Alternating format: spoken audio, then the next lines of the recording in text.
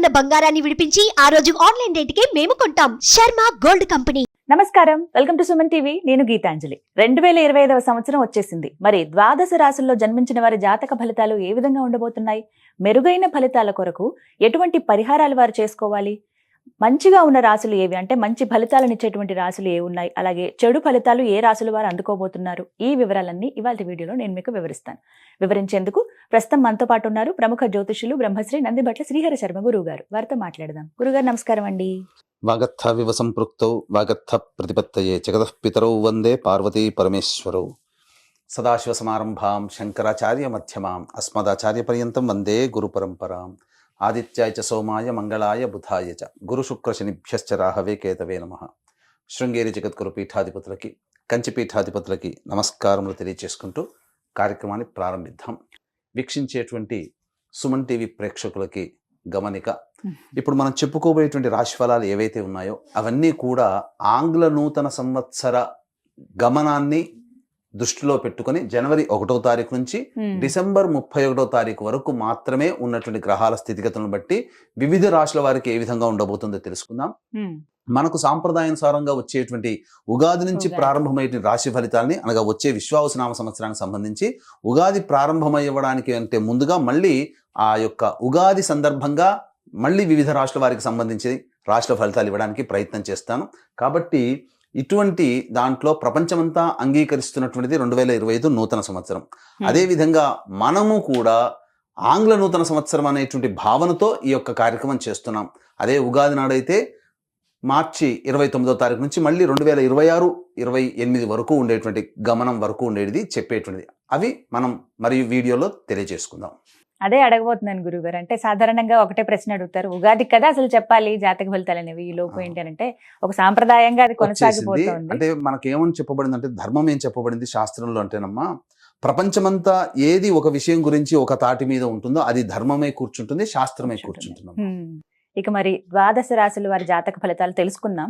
ముందుగా గ్రహస్థితులు ఏ విధంగా ఉన్నాయో తెలియచేస్తారా? జనవరి 1, 2025 నుంచి. ఇక గ్రహస్థితిలోకి గనక గమనించుకున్నట్లయితే ముఖ్యంగా గురువు 9th మే వరకు కూడాను ఈ వృషభ రాశిలో సంచారం చేస్తున్నాడు. 9th మే నుంచి మిథున రాశిలోకి సంచారం, 9th మే నుంచి సెప్టెంబర్ 27వ తారీఖు వరకు. ఇక సెప్టెంబర్ 28 నుంచి నవంబర్ 11వ తారీఖు వరకు కర్కాటక రాశిలో. ఇక నవంబర్ 12వ తారీఖు నుంచి డిసెంబర్ 28 వరకు కర్కాటక రాశిలోనే వక్రీకరించే స్థితి పొంది ఉండడం. ఇక శని భగవాన్ల వారిని కనుక చూసుకున్నట్లయితే 15 ఏప్రిల్ వరకు కుంభరాశిలో సంచారం చేస్తున్నారు. 16 ఏప్రిల్ నుంచి అక్టోబర్ 9వ తారీఖు వరకు మీనరాశిలో సంచారం. ఈ మధ్య కాలంలో జూలై 8వ తారీఖు నుంచి వక్రీకరించి మీనరాశిలోనే సంచారం చేస్తున్నాడు. అలాగే అక్టోబర్ 10వ తారీఖు నుంచి కుంభరాశిలో సంచారం చేస్తూ వక్రీకరించి కుంభరాశిలో, నవంబర్ 26వ తారీఖు నుంచి వక్రత్యాగము శని భగవాన్ల వారు చేస్తున్నారు. ఇక రాహుకేతులు కనుక చూసుకున్నట్లయితే 15 మే వరకు కేతువు కన్యలో మరియు రాహువు మీనరాశిలోకి, అలాగే 16 మే నుంచి సింహరాశిలో కేతువు, అలాగే కుంభరాశిలో 16 మే నుంచి రాహుగ్రహ సంచారం జరుగుతుంది. ఇక్కడ గమనించుకున్నట్లయితే ఇక్కడ వీక్షించేటువంటి ప్రేక్షకులకు అందరికీ తెలియజేయాల్సినటువంటి అంశం ఏంటంటే, ముఖ్యంగా అందరూ ఈ ద్వాదశ రాశుల గురించి రాగానే అందరూ ఆలోచించేటువంటిది ముఖ్యంగా శని దోషం, ఏలినాడు శని, అష్టమ శని, అర్ధాష్టమ శని, కంటక శని, యోగ శని, ఈ శని దోషాలు. అయితే ఇక్కడ 15 ఏప్రిల్ వరకు శని కుంభరాశిలో సంచారం చేస్తూ 16 ఏప్రిల్ నుంచి మీనరాశిలోకి సంచారం చేస్తున్నా, ఈ యొక్క జూలై 8 నుంచి మీనరాశిలోనే సంచారం చేస్తూ వక్రీకరించినటువంటి కారణం చేత మళ్ళీ ఈ కుంభరాశి ఫలితాన్ని ఇస్తాడు.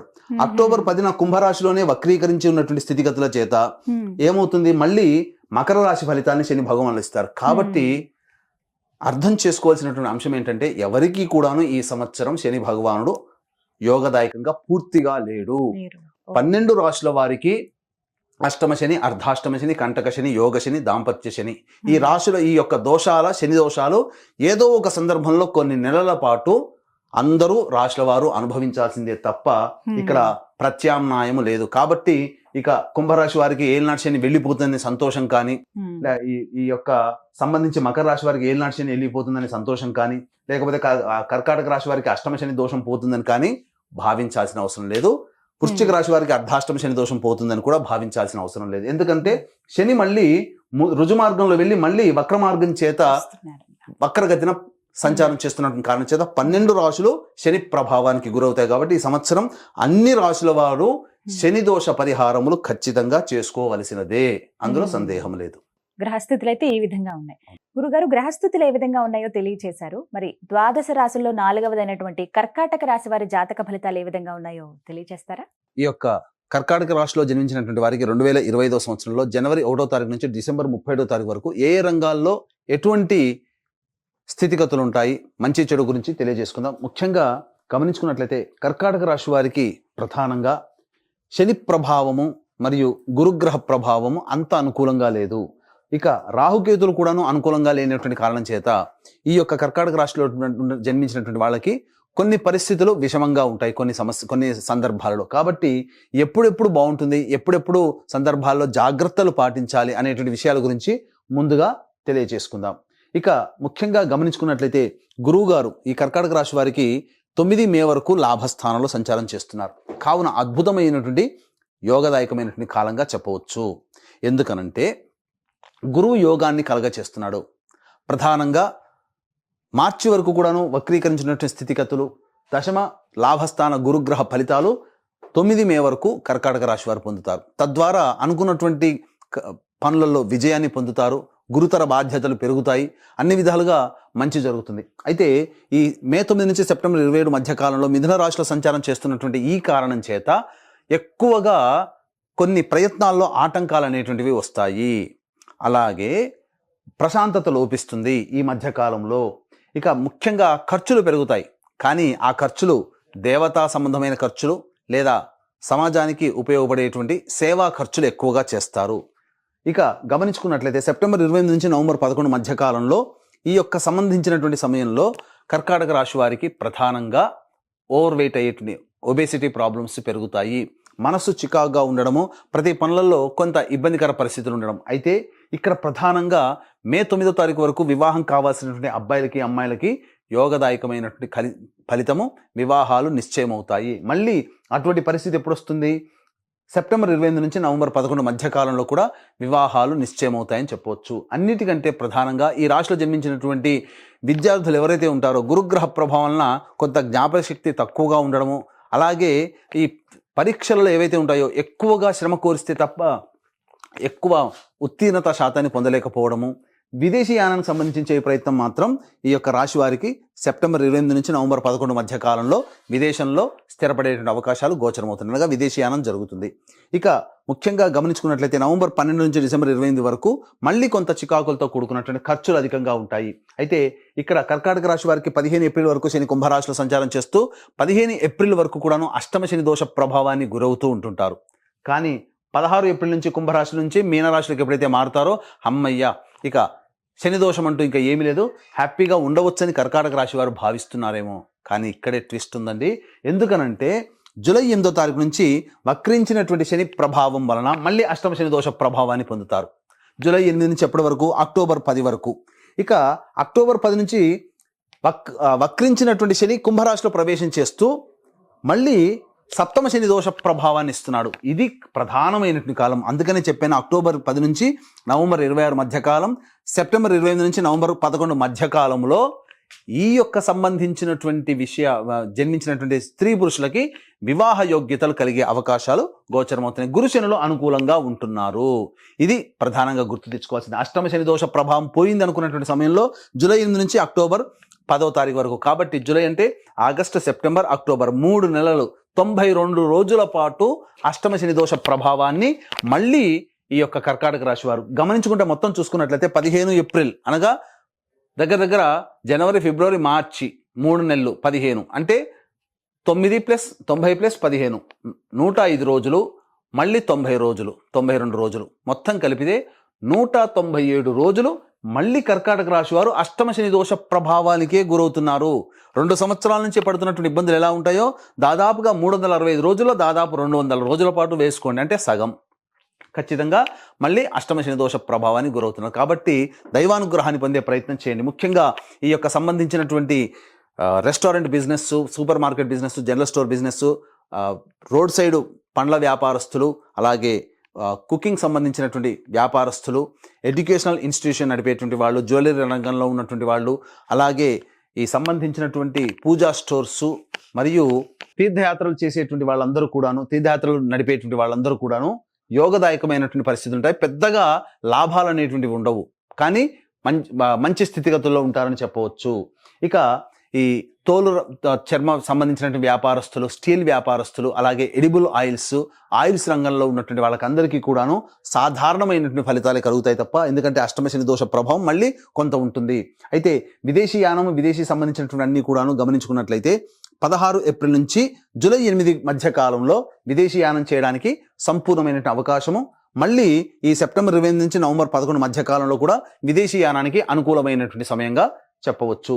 అయితే ఈ యొక్క రాశిలో జన్మించినటువంటి ఉద్యోగస్తులు, కేంద్ర రాష్ట్ర ప్రభుత్వ ఉద్యోగస్తులు ఎవరైతే ఉంటారో సాధారణమైనటువంటి ప్రమోషన్సే ఉంటాయి. బదిలీలకు సంబంధించి ప్రయత్నాలు కష్టంతో కూడుకొని బాగా ప్రయత్నం చేసి దైవానుగ్రహం పొందితే తప్ప కోరుకున్న చోటికి బదిలీలు పొందేటువంటి అవకాశం ఉండదు.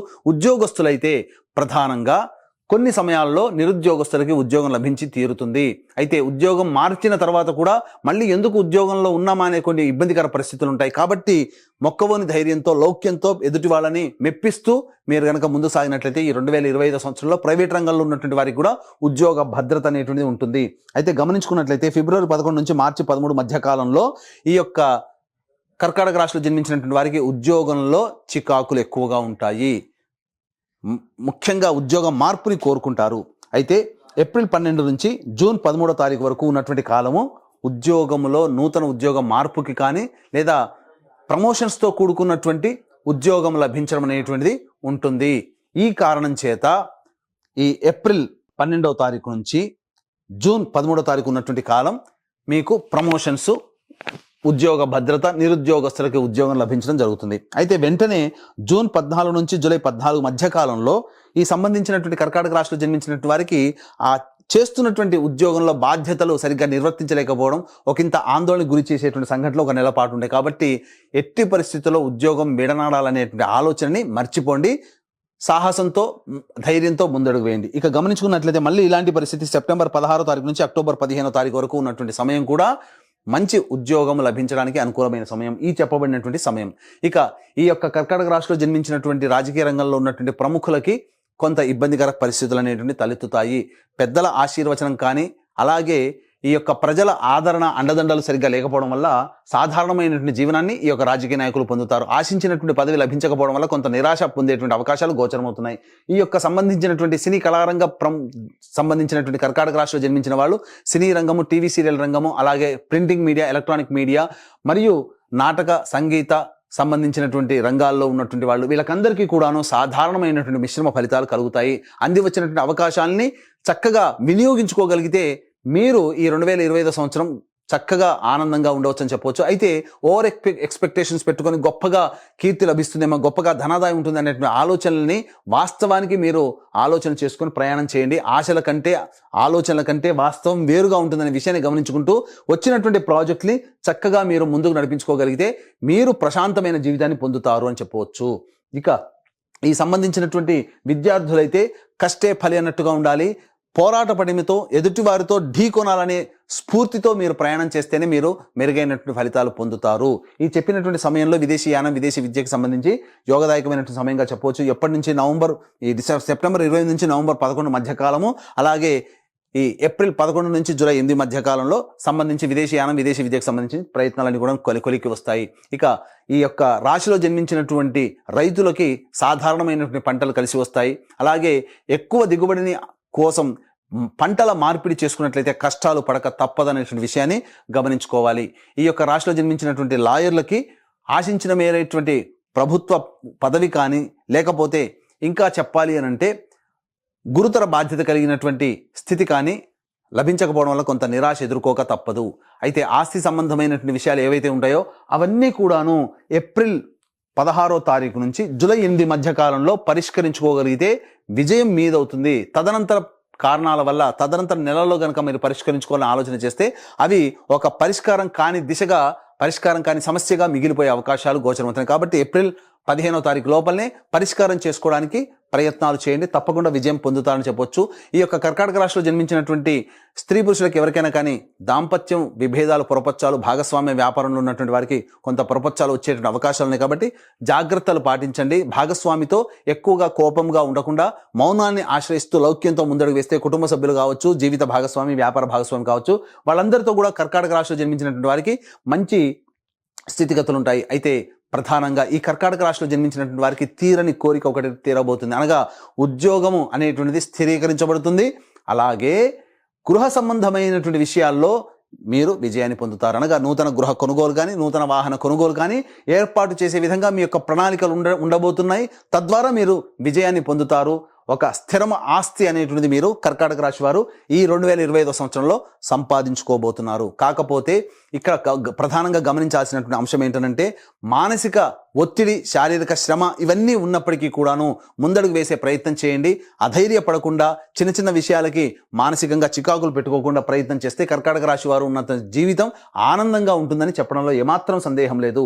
ఇక ప్రధానంగా గమనించుకున్నట్లయితే ఈ యొక్క కర్కాటక రాశిలో జన్మించినటువంటి స్త్రీలు బాధ్యతగా ఎంత గొప్పగా పనిచేసినా ఎదుటివారి యొక్క ప్రేరణను పొందలేకపోతారు. అనగా ఎదుటివారి యొక్క మెచ్చుకోల్ని పొందలేకపోతారు. ఒకంత బాధపడతారు. అయిన వాళ్ళే మెచ్చుకోకపోతే ఇంకా బయట వాళ్ళు ఎందుకు అనేటువంటి ఆలోచనతో ఉంటుంటారు. కాబట్టి మీ ప్రేమను పంచడం అనేటువంటిది మీరు చేసుకోపోతుండే, మీ పని మీరు చేయండి. కానీ ఖచ్చితంగా ఈ 2025 సంవత్సరంలో మీ యొక్క శక్తిని గుర్తిస్తారు. తదనుగుణంగా మీకు 2025 సంవత్సరం ఎండింగ్ వచ్చేసరికి గురుతర బాధ్యతలో ఉంటారు. అలాగే మీ మీద ప్రేమాభిమానాలు ఎక్కువగా పెరుగుతాయి. తద్వారా మీ యొక్క నిజ స్థితిని మీ కుటుంబ సభ్యులు గుర్తించి మీకు విలువ ఇవ్వడం ప్రారంభిస్తారు. కాబట్టి అవకాశం, సమయం కోసం వేచి చూడండి. అన్ని విధాలుగా కర్కాటక రాశి వారికి, స్త్రీ పురుషులకి మంచి యోగ స్థితిగా ఉంటుందని చెప్పడంలో ఏమాత్రం సందేహం లేదు. అయితే ఇక్కడ ఈ కర్కాటక రాశి వారి జీవితం మీద ఎవరి ప్రభావం ఎక్కువగా ఉంటుంది? పెళ్లి కాకపోతే తల్లిదండ్రులు, తోడబుట్టిన వాళ్ళు. పెళ్ళి అయితే భర్త, పిల్లల యొక్క ప్రభావం మీ యొక్క రాశి మీద ఈ రాశిలో కర్కాటక రాశిలో జన్మించినటువంటి వారి మీద ఉంటుంది. కాబట్టి ఈ కర్కాటక రాశిలో జన్మించినటువంటి వారికి ఈ 2025 సంవత్సరం సంపూర్ణంగా అనగా జాతకరీత్యా విద్య, వివాహ, ఉద్యోగ, దాంపత్య, సంతాన, అనారోగ్య సమస్యలు పూర్తిగా సమసిపోవాలి. అలాగే కర్కాటక రాశి వారికి చూసుకున్నట్లయితే శని ప్రభావం ఇక్కడ మనం చెప్పుకున్నాం ఇంతకుముందు, అష్టమ శని మరి సంబంధించినటువంటిది. ఇక్కడ ఈ అష్టమ శని ప్రభావము మరియు సప్తమ శని ప్రభావం వెరసి ఈ కర్కాటక రాశి వారికి అనగా కర్కాటక రాశితో పాటు 12 రాశుల వారికి శని ప్రభావం సంపూర్ణంగా ఉన్నటువంటి కారణం చేత శనిదోష నివారణ హోమాలు అనేటువంటివి ప్రతి నెల అనగా మీ యొక్క జాతకరీత్యా కలుగు అన్ని రకాల సమస్యలకి శని వలన కలిగేటువంటి సమస్యల నివారణకి సర్వదోష నివారణ పూజలు, హోమాలు అనేటువంటివి ప్రతి నెల ఒక్కొక్క పుణ్యక్షేత్రంలో జరపబడతాయి. దీనికి శ్రీకారం జనవరి 13వ తారీఖు రోజున శ్రీకాళహస్తిలో కానీ లేదా శ్రీశైలంలో కానీ శ్రీకారం చుట్టబోతున్నాం. కాబట్టి మీ కుటుంబ సభ్యుల గోత్రనామాలు ఈ యొక్క కార్యక్రమంలో సంవత్సరం పాటు జరిగేటువంటి కార్యక్రమంలో నమోదు చేసుకోవచ్చు. అవకాశం ఉన్న వాళ్ళు రిజిస్ట్రేషన్ వివరాలు కార్యక్రమ తదనంతరం కాంటాక్ట్ చేసి తెలుసుకోవచ్చు. ఇక తండ్రి వైపు, భర్త వైపు 6 తరాలు, తల్లి వైపు, భార్య వైపు 3 తరాల్లో ఏవైనా దుర్మరణాలు ఉన్నా, అలాగే liver problem, kidney problem, cancer రోగాలతో 60 సంవత్సరాల లోపల ఏ విధంగానైనా మీ కుటుంబ సభ్యులు చనిపోయినా వాటిని పితృదోషములు అంటారు. కాబట్టి నిజాయితీగా పితృదోష నివారణ కార్యక్రమాలు ప్రతి నెల మా పీఠం ఆధ్వర్యంలో జరిపించడం జరుగుతున్నాయి. ఆ వివరాలు కూడా కార్యక్రమ తదనంతరం కాంటాక్ట్ చేసి తెలుసుకోవచ్చు. గురుగారు, మరి మీరు మెరుగైన ఫలితాలు పొందాలంటే గనక కర్కాటక రాశి వారు ఎటువంటి పరిహారాలు చేసుకోవాలంటారు? గమనించుకున్నట్లయితే ఈ యొక్క కర్కాటక రాశిలో జన్మించినటువంటి వారు ఎటువంటి పరిహారాలు పాటించాలి? ముఖ్యంగా వీలు కుదిరినప్పుడల్లా శివాలయానికి చేరుకొని శివాలయంలో ఉన్నటువంటి నవగ్రహాల చుట్టూ శివాయ నమః అంటూ 27 ప్రదక్షిణలు చేసి, ముఖ్యంగా శనివారం నాడు చేయండి. తైలాభిషేకం శనికి సమర్పించండి, తైలాభిషేకం చేయండి. అలాగే శివాలయంలో అర్చనాభిషేకాదులు జరిపించుకోండి. ఈ విధంగా చేసుకున్నట్లయితే తప్పకుండా మీకున్నటువంటి సమస్యలు పరిష్కారం అవుతాయి. ఇక ఈ సమస్యలు ఎక్కువగా ఉన్నాయి, చెప్పబడినటువంటి కంటే విభిన్నంగా మీ జీవితం ఉంది అనంటే మీ యొక్క జన్మ జాతకంలోని నడుస్తున్నటువంటి గ్రహ దశాంతర్దశల ప్రభావాలు. కావున దగ్గరలోని మంచి ఉపాసనా పరులైనటువంటి జ్యోతిషుని సంప్రదించి వారి సలహాలు, సూచనలు పాటించి మెరుగైన జీవితాన్ని పొందుతారని ఆశిస్తూ సర్వం శ్రీ ఉమామహేశ్వర పరబ్రహ్మార్పణమస్తు. చాలా చక్కగా వివరించారండి. నమస్కారం.